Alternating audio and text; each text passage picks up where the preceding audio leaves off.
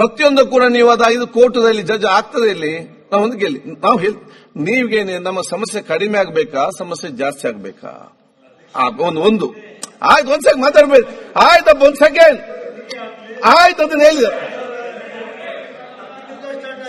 ಅದನ್ನೇ ಓಕೆ ಆಯ್ತು ಅಲ್ಲಿ ಮುಗಿಸಿ ಆಯ್ತು ಮುಗಿಸಿ ಈಗ ಚರ್ಚೆ ಬೇಡ ಆಯ್ತು ಒಂದ್ ಸೆಕೆಂಡ್ ಚರ್ಚೆ ಬೇಡ ಒಂದ್ ಸೆಕೆಂಡ್ ಅಗೇನ್ ಇನ್ನೊಂದು ಅಧ್ಯಕ್ಷರೇ ಅಲ್ಲ ನಿಮ್ಮ ಚೇಂಬರ್ ಅಲ್ಲಿ ಅವರು ತಗೊಂಡ್ ಬರ್ಲಿ ವಿಡಿಯೋಗಳು ನಾನು ತಗೊಂಡ್ ಬರ್ತೀನಿ 100 ಕೆಲಸ ತೀರ್ಮಾನ ಮಾಡಿ ನೀವು ಕೂತ್ಕೊಳ್ಳಿ ಈಗ ಒಂದ್ ಸೆಕೆಂಡ್ ಒಂದ್ ಸೆಕೆಂಡ್ ಹೇಳ್ತೇಲ್ ಒಂದ್ ಸೆಕೆಂಡ್ ನೋಡಿ ಏನಾಗಿದೆ ಯಾವ್ದಾಗಿದೆ ಎಲ್ಲ ಕೂಡ ಅದು ತನಿಖೆ ನಡೀತಾ ಇದೆ ತನಿಖೆ ಮುಖಾಂತರ ಬರ್ತದೆ ಮತ್ತೆ ಅಲ್ಲಿ ಕೋರ್ಟ್ ಇದೆ ಒಂದ್ ಸೆಕೆಂಡ್ ಮಾಡಬೇಕಲ್ಲ ಯಾಕೆ ನೀವು ಮಾತಾ ಎಂ ಬಿ ಬರ್ಲ ಅವ್ರೆ ನೀವೆಲ್ಲರೂ ಕೂಡ ಸಮಸ್ಯೆ ಬಗೆಹರಿಸಲಿಕ್ಕೆ ಪ್ರಯತ್ನ ಅಲ್ಲದೆ ನಾವು ಸಮಸ್ಯೆ ಜಾಸ್ತಿ ಆಗ್ಲಿಕ್ಕೆ ನಮ್ಮ ಇಲ್ಲಿ ಉದ್ದೇಶ ಏನಿದೆ ಇಲ್ಲಿ ಮಾತ್ರ ಅಲ್ಲ ನಿಮ್ಮ ಊರಲ್ಲಿ ಕೂಡ ಒಂದು ಅಟ್ಮಾಸ್ಫಿಯರ್ ಕಡಿಮೆ ಆಗಬೇಕು ಉತ್ತಮವಾದ ವಾತಾವರಣ ನೀವು ಬರಬೇಕು ಆದ ಕಾರಣ ತಾವು ಹೇಳಿದ ಕ್ಲಾರಿಫಿಕೇಶನ್ ಕೊಡ್ತಾ ಇದ್ದಾರೆ ಇದಕ್ಕೆ ಪ್ರತಿಯೊಂದು ಆ ಕಡೆ ಮಾತ್ರ ಇಲ್ಲಿ ಮುಗಿಲಿಕ್ಕೆ ಸಾಧ್ಯ ಉಂಟಾ ಎಲ್ಲ ಯಾರಿಗಾದ್ರೂ ಮುಗಿಲಿಕ್ಕೆ ಸಾಧ್ಯ ಉಂಟಾ ಅಲ್ವಾ ಇದರಲ್ಲಿ ಮತ್ತೆ ನಾನು ಸರಿ ಅವನು ತಪ್ಪು ನಾನು ದೊಡ್ಡ ಅದು ಆಗುದಿಲ್ಲ ಇಲ್ಲಿ ಅವರ ಅಭಿಪ್ರಾಯ ಅವರು ಹೇಳ್ತಾರೆ ತಾವು ತಾಳ್ಮೆಂದಿರಿ ಮತ್ತೆ ಅವ್ರು ಹೇಳಿದಾಗೆ ಯಾರು ಹೆಸರು ಕೂಡ ಪ್ರಸ್ಥಾನ ಆಗುದು ಬೇಡ ನೀವು ಕೂಡ ನಿನ್ನ ಹೆಸರು ಕೆಲವರು ಹೆಸರು ಪ್ರಸ್ಥಾನ ಮಾಡಿದ್ದೀರಿ ಅದಕ್ಕಾಗಿ ಅವರು ಕೂಡ ಮಾಡಿದ್ದಾರೆ ತಾವು ಬೌದ್ಧಕ್ಕೆ ಎಲ್ಲ ವಿಚಾರ ತಾವು ಕೂಡ ಹೇಳಿದ್ದೀರಿ ಬೇರೆ ಏನೋ ಜನರಲ್ ಆಗಿ ಏನದು ಹೇಳಿಕ್ಕಿದೆ ಹೇಳಿ ಮುಗಿಸಿ ಯಾಕೆಂತ ಹೇಳಿದ್ರೆ one thing this is assembly ಇದು ಬೇರೆ ಹೊರಗೆಲ್ಲ ನೀವು ಒಟ್ಟಾರಲ್ಲಿ ಹೊರಗಡೆ ಮಾತಾಡೋ ಈ ರೀತಿಯಲ್ಲಿ ಮಾತಾಡ ಆಗ್ತದ ಮತ್ತೆ ರಾಜ್ಯಪಾಲ ಒಂದ ನಿರ್ಣಯದಲ್ಲಿ ಅವರು ಲಾ ಅಂಡ್ ಆರ್ಡರ್ ಬಗ್ಗೆ ನೀವು ಮಾತಾಡೋದಕ್ಕೆ ಅವ್ರು ಮಾತಾಡಲಿಕ್ಕೆ ಬಂದಿದ್ದಾರೆ ತಾವು ಆ ಒಂದು ಸ್ಥಾನದಿಂದ ತಾವು ಹೇಳ್ತಾ ಇದ್ರಿ ಬಳ್ಳಾರಿಯನ್ನ ಶಾಂತಿ ಮಾಡಬೇಕಂತ ಆಯ್ತು ಅಲ್ಲಿ ಇಡೀ ರಾಜ್ಯವನ್ನು ನಮ್ಮ ಪ್ರಥಮ ಆದ್ಯತೆ ಓಕೆ ನಮ್ಮ ಕಾಂಗ್ರೆಸ್ನ ಪ್ರಥಮ ಆದ್ಯತೆ ನಮ್ಮ ಸರ್ಕಾರದ ಪ್ರಥಮ ಆದ್ಯತೆ ಗೊತ್ತಿದೆ ನಾವು ಮಂತ್ರಿ ಇದ್ದಾಗ ಅವರು ಮಂತ್ರಿ ಇದ್ದಾಗ ಅವರು ಇದ್ರು ಅವರು ಶಾಂತಿ ರೀತಿಯಿಂದ ಕಾಪಾಡ್ಕೊಂಡ್ ಬಂದ್ರು ನಾವು ಅದಕ್ಕಿಂತ ಜಾಸ್ತಿ ಶಾಂತಿಯಿಂದ ಬಂದಿದ್ವಿ ಎರಡನೇ ತಪ್ಪಿಲ್ಲ ನಾವು ಚರ್ಚೆ ಮಾಡಬೇಡಿ ನೋಡ್ರಿ ನೀವು ನನ್ನನ್ನು ಸೋಲಿಸ್ಬೇಕಾ ಸೋಲಿಸ್ಕೊಳ್ಳಿ ಜನತಾ ನ್ಯಾಯಾಲಯದಲ್ಲಿದೆ ನನ್ ಸತ್ತ ನಾನ್ ತೋರಿಸ್ತೀನಿ ನಿಮ್ ಸತ್ತ ಆಯ್ತು ನೆಕ್ಸ್ಟ್ ನಾನು ಸ್ವೀಕಾರ ಆಯ್ತು ಮತ್ತೆ ಚರ್ಚೆ ಬೇಡದಲ್ಲಿ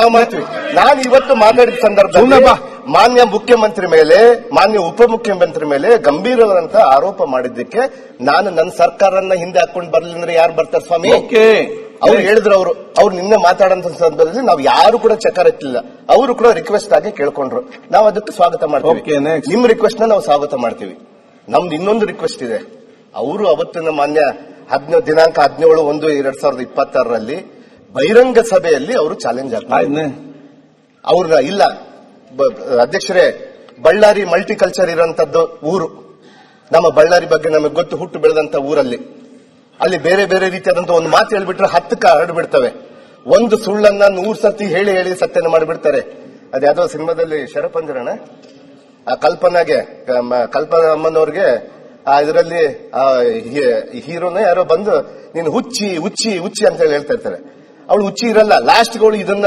ನೋಡಿ ಹೌದು ನಾನು ಹುಚ್ಚಿ ಅಂತ ಹೇಳಲಿಕ್ಕೆ ಅವ್ರ ಬಾಯ್ದಿಂದ ಹೇಳ್ತಾರೆ ಆ ರೀತಿಯಾದಂತ ಬಳ್ಳಾರಿ ನಮ್ಮ ಬಳ್ಳಾರಿ ಒಂದು ಸುಳ್ಳನ್ನ ಸತ್ಯ ಮಾಡ್ಲಿಕ್ಕೆ ಹೊರಡುವಂತದನ್ನ ನಮ್ಮ ಕಳಕಳಿಯ ಮನವಿ ಇದೆ ಅವರು ಇವತ್ತೇನು ಆ ವೇದಿಕೆ ಮೂಲಕ ಅವ್ರು ಚಾಲೆಂಜ್ ಮಾಡ್ತಿರಲ್ಲ ಆ ಚಾಲೆಂಜ್ ಅನ್ನು ಕೂಡ ನಾವು ಸ್ವೀಕಾರ ಮಾಡ್ಲಿಕ್ಕೆ ಕಾಂಗ್ರೆಸ್ ಪಕ್ಷ ತಯಾರಿದೆ ಇವತ್ತು ಎರಡನೇ ಮಾತಿಲ್ಲ ಅದರಲ್ಲಿ ನಾವು ತಯಾರು ತಗೊಂತಿದೀವಿ ಆಯ್ತು ನಾವು ಗನ್ಮನ್ಗಳ ಬಗ್ಗೆ ನಾವು ಮಾತಾಡಿದ್ವಾ ಅಲ್ಲ ಅಣ್ಣ ಅಲ್ಲ ನಾವು ಯಾವತ್ತ ಆಯ್ತು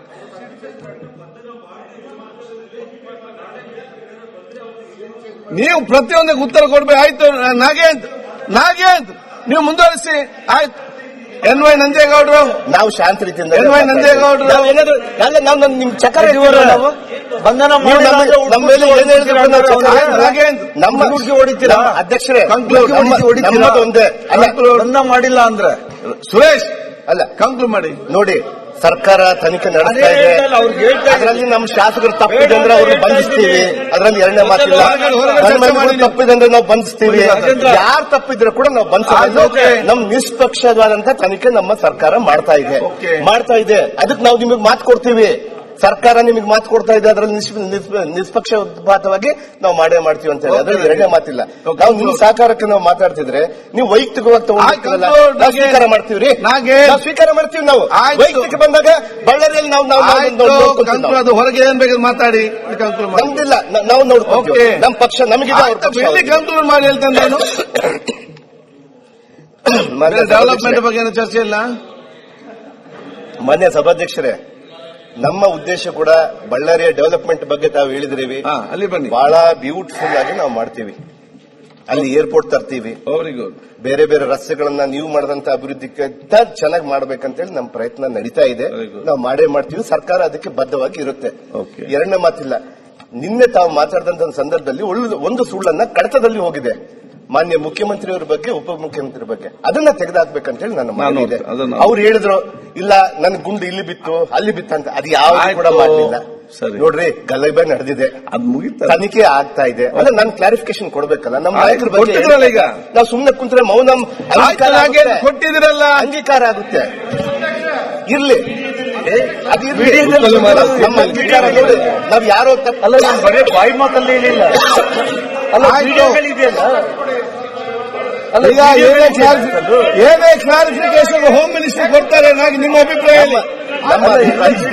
ಮಾನ್ಯ ಸದಸ್ಯರು ಯಾವುದು ಮಾನ್ಯ ಸದಸ್ಯರಿಗೆ ನೀವು ಯಾಕೆ ಬೆಂಕಿ ಹಚ್ತೀರಿ? ಅಲ್ಲಲ್ಲ, ನಿಮ್ಮ ವಯಸ್ಸು ಮೀರಿದಂತ ಆವೇಶ ನಿಮ್ಮಲ್ಲಿದೆ, ನಮಗೆ ಗೊತ್ತು. ನಿಮ್ಮ ಇಲ್ಲ ಅಲ್ಲಲ್ಲ, ನಿನಗಿಂತ 3 ವರ್ಷ ದೊಡ್ಡವಲ್ಲ. ಅಲ್ಲ, ಇರ್ಲಿ, ಅಲ್ಲ, ಯಾಕೆ ನೀವು ಉತ್ತರ ಕೊಡಬೇಕಾಗ್ಲಿ? ಡೆವಲಪ್ಮೆಂಟ್ ಬಗ್ಗೆ ಮಾತಾಡಿ, ಎಲ್ಲಾರಿ ಡೆವಲಪ್ ಅಭಿವೃದ್ಧಿ ಬಗ್ಗೆ ಮಾತಾಡಿ.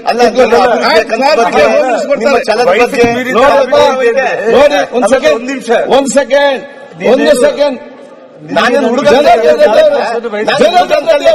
ಇರ್ಬೋದು, ನೀವು ನನ್ನ ಸೀನಿಯರ್. ಇಲ್ಲಿ ಕೇಳಿ, ಸೀನಿಯರ್ ಹೆಂಗಿರ್ಬೇಕು? ಒಂದ್ ಸೆಕೆಂಡ್, ನಿಮ್ ಹಿಂದೆ ನಡೆದಂತ ನಿಮ್ಮ ಹೆಜ್ಜೆಯಲ್ಲಿ ನಿಮ್ಗೆ ಮಾತಾಡ್ಲಿಕ್ಕೆ ತುಂಬಾ ವಿಚಾರ ಇರಬಹುದು. ಇವತ್ತು 7 ಗಂಟೆಗೆ ಸದನ ಮುಗೀತದೆ. ಜನಾರ್ದನ್ ರೆಡ್ಡಿ ಅವರೇ, 7 o'clock ಸಂಜೆಯಲ್ಲಿ ಮುಗೀತದೆ. ಮತ್ತೆ ನೀವು ಹೋಗುದು ಬೆಳ್ಳಾರಿಗೆ ಅಲ್ವಾ? ನಾಳೆ ಬೆಳಿಗ್ಗೆ ಕೂತ್ಕೊಂಡು ಚಾ ಕುಡಿಕೊಂಡು ಎಷ್ಟು ಹೊತ್ತು ಬೇಕಾದ್ರೆ ನೀವು ಮಾತಾಡಿ, ಏನು ಅಭ್ಯಂತರ ಇಲ್ಲ. ಈಗ ಬೆಳ್ಳಾರಿ ಡೆವಲಪ್ಮೆಂಟ್ ಬಗ್ಗೆ ಮಾತಾಡಿ. ಏನಾದ್ರು ಕುಡಿಯೋ ನೀರು ಸಮಸ್ಯೆ ಅದ್ರ ಬಗ್ಗೆ ಡೆವಲಪ್ಮೆಂಟ್ ಬಗ್ಗೆ ಮಾತಾಡಿದ್ದೀನಿ. ಈ ಒಂದು ಘಟನೆ ಬಗ್ಗೆ ಆಗುವಂತ ವಿಚಾರ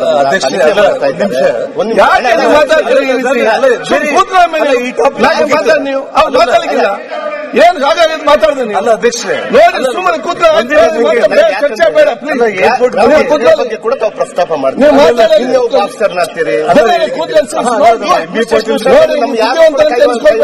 ನೀವು ಕೂತ್ಗಳಿಗೆ ನಾವು ಯಾರು ಕೂಡ ತಗೊಂಡು ನಾವು ಕೆಲಸ ಮಾಡಿಸ್ಕೊಂಡು ಹೋಗುವಂತ ನೀವ್ ಹೇಳಿದ್ರಿ, ನೀವು ನಿನ್ನೆ ಕೂಡ ಹೇಳಿದ್ರಿ ಇಲ್ಲ ಒಳ್ಳೆ ಆಫೀಸರ್ ನಾವು ಸ್ವಾಗತ ಮಾಡ್ತೀವಿ. ನೋಡ್ತೀರಿ ನಿಮ್ಗೆ ಯಾಕೆ ಆವೇಶ? ಫಿನಿಶ್ ಮಾಡಿ. ನಮ್ ಕ್ಲಾರಿಫಿಕೇಶನ್ ನಮ್ಮ ಪಕ್ಷದಿಂದ ನಾವು ಕ್ಲಾರಿಫಿಕೇಶನ್ ಮಾಡೋದು ಶಕ್ತಿ ಎಲ್ಲ ತಾಕತ್ತಿದ್ದವ್ರು ಇಲ್ಲಿ ಗೊತ್ತಾಯ್ತಾ? ಇದನ್ನು ನೋಡಿ ಬಂದವರು ಇಲ್ಲಿ ಕೂತ್ಕೊಂಡವ್ರು ನಮ್ಮ ಮೇಲೆ ಕೂಡ ಎಷ್ಟೋ ಆಗಿದೆ. ಏನೆನ್ಸಿದ್ರಿ ನೀವು ಮಾತ್ರ ಶಕ್ತಿವಂತರು ಬುದ್ಧಿವಂತರು ಅಂತೇಳಿ? ಎಲ್ಲರೂ ಕೂಡ ಶಕ್ತಿ ಇದ್ದವ್ರು ಇಲ್ಲಿದ್ದಾರೆ. ಇಂಥ ನೋಡಿ ಬಂದದ್ದು ಇಲ್ಲಿಗೆ. ನಾವು ಮೀನನ್ನು ತಿಂದಿಲ್ಲ ಅಷ್ಟೇ, ಇಲ್ಲಾಂದ್ರೆ ಅದಕ್ಕೆ ಬುದ್ಧಿವಂತರು ಇರ್ತಾ ಇದ್ದಾರೆ. ಫಿನಿಶ್ ಮಾಡಬೇಕು. ಆಯ್ತು ಅಧ್ಯಕ್ಷ, ಇಷ್ಟೇ ನನ್ನ ಕಳಕಳಿ. ಕಾಲೇಜ್ ಡೇಸ್ ನಾವೆಲ್ಲ ನೋಡಿ ಬಂದಿದ್ದಾನೆ. ಅವರು ಮಾತಾಡಿದಂತ ಸಂದರ್ಭದಲ್ಲಿ ಆ ಮಾತಿನ ಭರಾಟೆಯಿಂದ ಆ ವೇದಿಕೆ ಮೂಲಕ ಅವ್ರು ಏನ್ ಹೇಳ್ತಾ ಇರ್ತಾರಲ್ಲ ಅದ್ರ ಬಗ್ಗೆ ಕೂಡ ನಮ್ಮ ಕಾರ್ಯಕರ್ತರಲ್ಲಿ ಬಹಳ ಗೊಂದಲ ಇದೆ. ಕಾರ್ಯಕರ್ತರು ಭಯಭೀತರಾಗಿದ್ದಾರೆ ಬಳ್ಳಾರಿಯಲ್ಲಿ. ಅಂತ ವಾತಾವರಣ ತರಬೇಡಿ ಅಂತ ಹೇಳಿ ಡೆವಲಪ್ಮೆಂಟ್ ಬಗ್ಗೆ ಮಾತಾಡಿ ಮನವಿ ಮಾಡ್ತಾ ಇದ್ದೀನಿ ನಾನು. ಅದರಲ್ಲಿ ಏರ್ಪೋರ್ಟ್ ಯಾವಾಗ ಬರ್ತದೆ? ಏರ್ಪೋರ್ಟ್ ಅಧ್ಯಕ್ಷರೇ, ಈಗಾಗಲೇ ಕೂಡ ನಾವು ಹೇಳಿದೀವಿ, ಏರ್ಪೋರ್ಟ್ ಇಲ್ಲೇ ನಮ್ಮ ಮಂತ್ರಿಗಳ ಏರ್ಪೋರ್ಟ್ ಬಗ್ಗೆ ಹೇಳಿ.